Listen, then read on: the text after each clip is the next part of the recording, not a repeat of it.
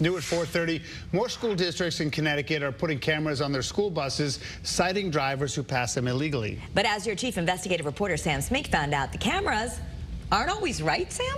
Well, 6 school districts are now using school bus cameras to catch drivers passing them while students are getting on or off the bus. So far, there's been thousands of tickets issued. Are they all accurate? Here are just some of the drivers school bus cameras have caught breaking the law in Shelton, Bridgeport, Danbury.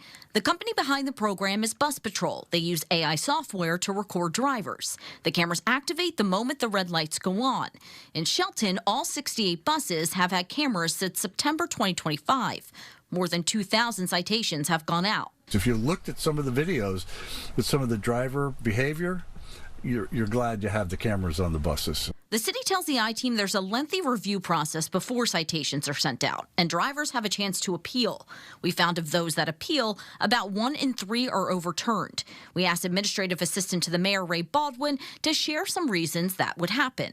Sometimes the bus will be parked off the road entirely, but they will have had the lights activated. Sometimes, the car is pretty close to the deployment of the arm, or the activation of the road lights may even be partially by the bus.